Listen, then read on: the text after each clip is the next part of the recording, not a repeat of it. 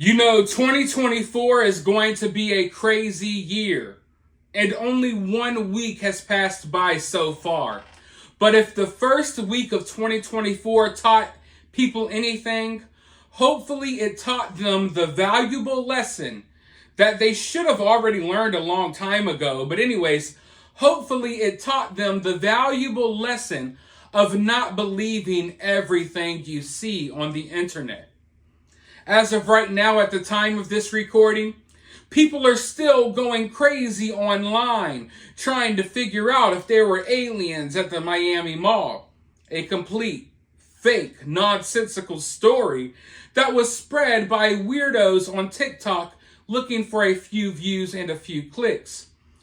Now, when it comes to these true crime stories that we cover on this channel, not believing everything you see on the internet is a lesson that needs to be taught to much of the true crime community. It's crazy to me that the same mistakes happen in every single case, yet people never learn from these mistakes. It's kind of like the definition of insanity. Doing the same thing over and over and over again, expecting different results. Yet, hey, every true crime case I cover, it never fails. Rumors always spread that the killer is in one of the Facebook groups. From the Brian Laundrie case, when everyone looked like Brian Laundrie, to the Brian Kohberger Idaho 4 case, everyone's talking about Papa Roger. Papa Roger must be Brian Kohberger. Papa Roger knew everything. Turns out Papa Roger isn't Brian Kohberger. Never was, never even close. Got details in the case wrong. It turns out that you were just led to believe that there was a possibility that this Facebook group had Brian Kohberger in it just because people really like clicks and attention. They don't care what they got to do to get it. They don't understand that you can literally spread the truth and get love. You don't have to spread lies and nonsense. But this is the internet. The internet's going to be the internet. So anyways, in every true crime case, there's always these Facebook groups that pop up. In these Facebook groups, they often share theories, most of which are always wrong. They often target random individuals that have nothing to do with anything. We saw that happen multiple times within the Matthew and Savanah Soto case. Every fat person in Texas was a suspect. Tracking people down online, harassing them and their families. And of course, just like with every other true crime case, the rumor started spreading. The killer was in the Facebook group looking at our post the whole time. Every single time this rumor spreads, and every single time people eat it right up. They love it. It's one of the most entertaining scenarios. They don't care if it's fake. They don't care if there's no evidence that it's true, as long as it sounds interesting. That's some good tea. Oh, we love this tea, regardless if it's fake or not. We just want the rumors. We just want the drama. So, over the past, I don't even know how long it's been. Has it been a week or two? People have been claiming that Christopher, the killer of Matthew and Savanah, people have been claiming that this killer was lurking in the Facebook groups under a different name, under the name Angel Prashado. So naturally, true crime people doing what true crime people do, not having any evidence that this was the killer at all. It just so happens that someone in a Facebook group with tens of thousands of members happened to have the same last name as the killer. Now think about that. How many of you all watching this video right now share the last name of a convicted criminal? How many of you all watching this video right now share the last name of a killer? The last name of a bad person? All of you. It turns out all of us have one thing in common. There's at least someone in this world throughout history that had the same last name as us that did something bad. But boy, oh boy, if you share the last name of a suspect in a true crime case, you better hope and pray to God that you're not in any of the Facebook groups. You better hope and pray to God that you are not publicly talking about the case, because they will harass you. They will go crazy. They don't need evidence. Oh, you got the same last name. You're guilty. You're guilty. That's how the internet works. So for the past few days, or however long it's been, hundreds and hundreds of people formed a witch hunt to go attack this person, Angel Prashado, because he's guilty of being in a Facebook group and sharing the same name of a suspect. Now, like we often see in situations like this, the people who go after people, they're irrational. They don't think about anything. You're guilty in their mind. And even if you're an innocent bystander, even if you're just someone innocent that has no idea what's going on, they feel as if you have to prove to them that you're not involved in the case. We've seen, 1, 2, 3, 4, 5 or 6 different people attacked during this Matthew and Savanah case so far. And when I look around me, it's like so many fellow true crime content creators are getting sued. I wonder why. Maybe it's because they're constantly forming these mobs to attack innocent people that have nothing to do with anything. But anyways, before I get too far off track, trust me guys, I've just dealt with a lot of this stuff, most of it being behind the scenes, and it's really frustrating. But over the past few days, people have been harassing this Angel person.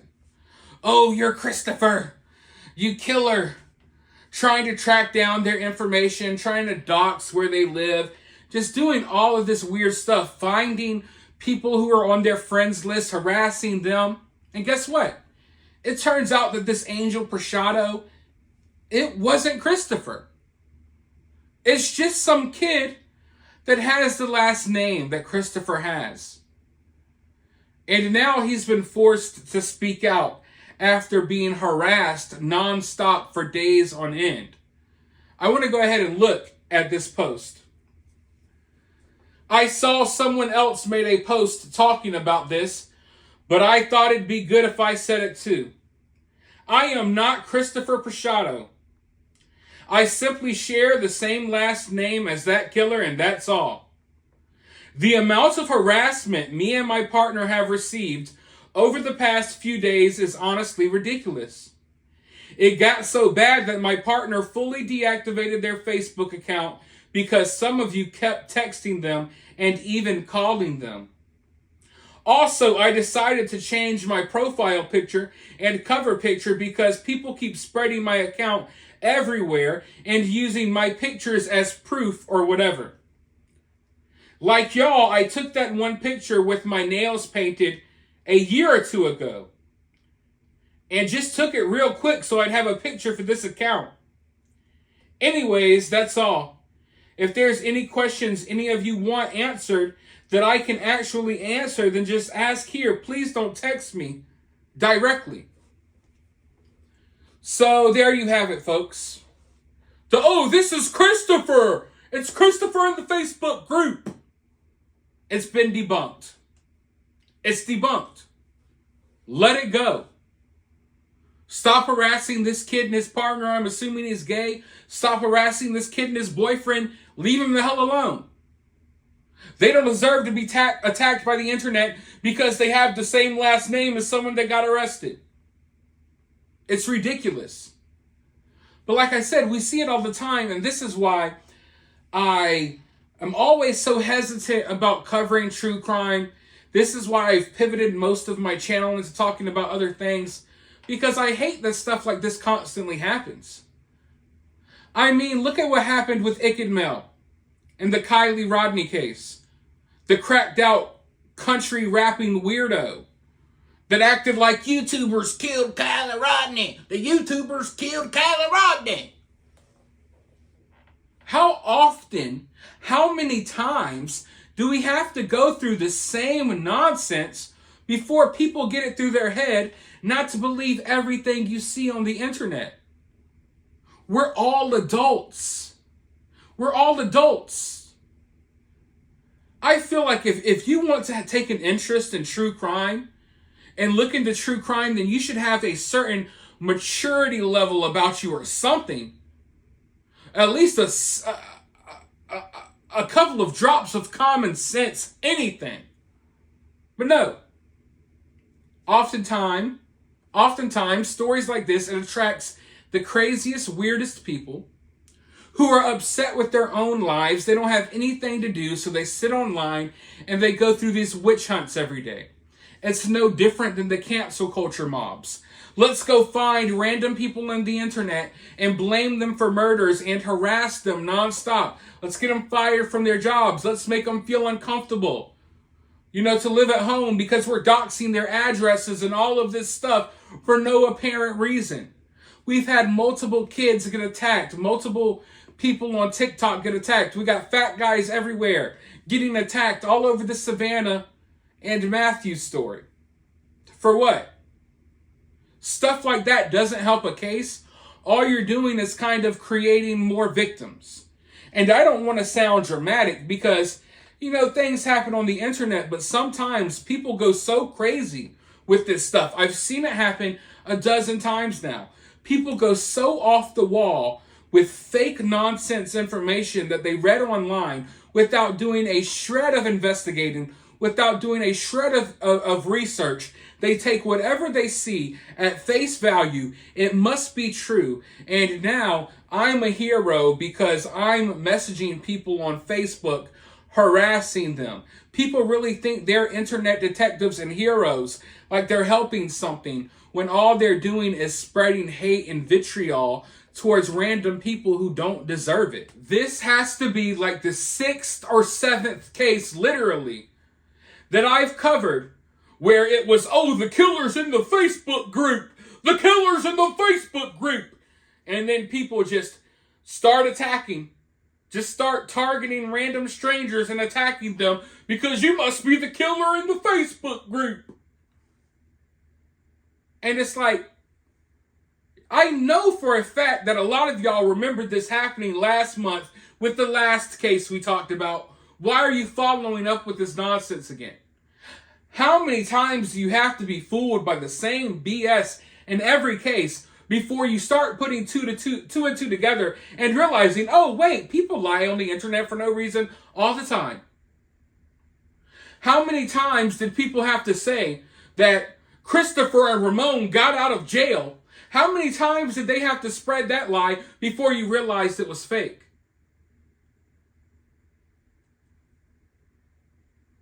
We're all adults here. People shouldn't have to hold your hand as you peruse through the internet.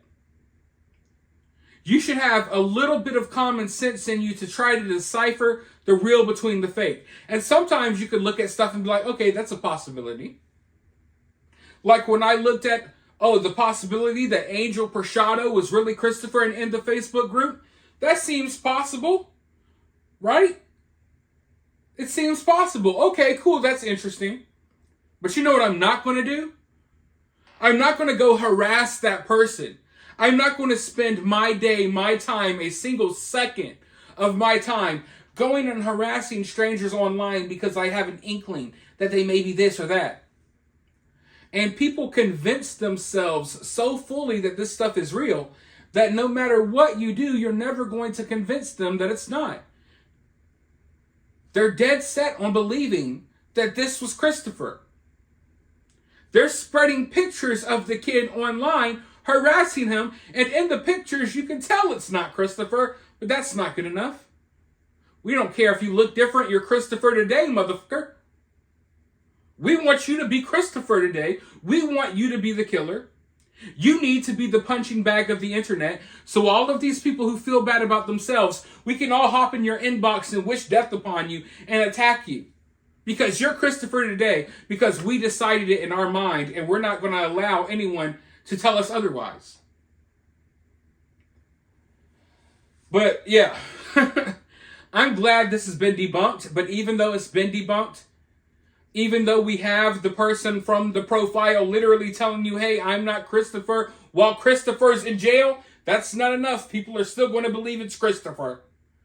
They're going to believe it's something. Just like people are going to believe that just because there's police at a mall, that it must be aliens. People are just freaking stupid. That's all there is to it. People are dumb. People are really freaking dumb. But I just hope that one day, for the love of God, in order for me to keep my sanity, I hope that I can cover at least one case where this same thing doesn't happen. I hope that one day I can cover a case when someone tries to pull, oh, look, it's the killer in the Facebook group. And people just tell them, shut the fuck up. Shut the fuck up. He's not in the Facebook group. Like, please, some type of sense. How many times do you get fooled by the same thing over and over and over and over and over again? But that's enough. I will sit here and rant about this all day. I just wanted to go ahead and clear up that rumor while we can before this kid gets harassed even more. Let me know your thoughts about this down in the comments below. While you're down there, hit the thumbs up. If you want to donate, you can do so via CashApp or Super Thanks. Ring the notification bell, all of that good stuff. And I'll talk to you all soon in the next one.